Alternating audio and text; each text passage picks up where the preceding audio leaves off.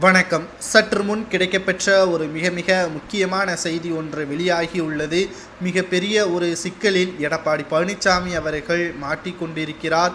சுமார் 140 கோடி டெண்டர் ஊழல் முறைகேடு, முன்னாள் அமைச்சர்களுக்கு தொடர்பு இருப்பதாக லஞ்ச ஒழிப்புத்துறை அதிகாரிகள் அடுத்த கட்ட நடவடிக்கைகளை பார்ப்பதற்கு டெல்லி மேலிடத்தில் அனுமதியும் பெற்றிருக்கிறார்கள்.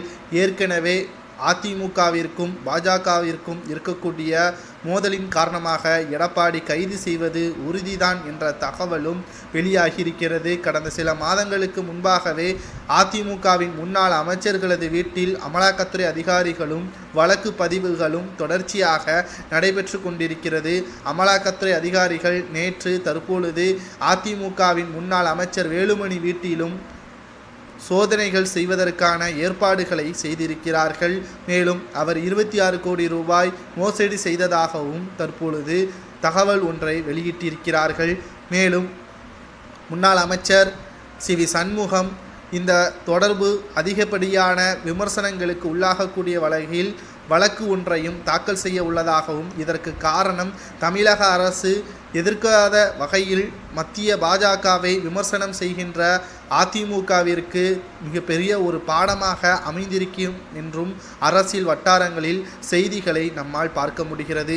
ஒரு காலத்தில் பாஜகவிற்கு விசுவாசியாக இருந்த அதிமுக தற்பொழுது நேரடி எதிரியாக தற்பொழுது அதிமுக தமிழக அரசியலை பதவி வகித்து கொண்டிருக்கிறது.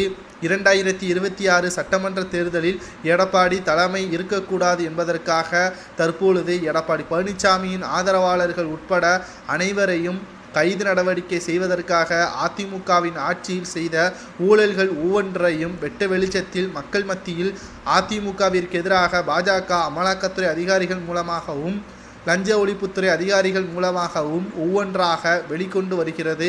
விசாரணை செய்ய எடப்பாடி பழனிசாமி அவர்களை டெல்லிக்கு அழைத்து சென்றாலும் ஆச்சரியப்படுவதற்கில்லை. நேற்று வேலுமணி அவர்களுடன் எடப்பாடி பழனிசாமி அவர்கள் தொடர்பு இருப்பதாக அமலாக்கத்துறை அதிகாரிகள் முதற்கட்ட தகவலையும் வெளியிட்டிருக்கிறது. எப்போ வேண்டுமானாலும் எடப்பாடி பழனிசாமியின் வீட்டில் சோதனை நடத்தப்படலாம் என்ற தகவலும் தற்பொழுது கிடைக்கப்பெற்றிருக்கிறது. இதனால் எடப்பாடி பழனிசாமி அவர்கள் அதிர்ச்சி அடைந்திருக்கிறார். ஒவ்வொரு முறையும் எடப்பாடி பழனிசாமி அவர்கள் சிக்கக்கூடிய வகையில் இந்த பாஜக திட்டம் போட்டப்பட்டிருப்பதாக செய்திகள் நமக்கு கிடைக்கப்பெற்று இருக்கிறது. இதை பற்றி உங்களது கருத்துக்களை கமெண்ட் வாயிலாக கூறுங்கள்.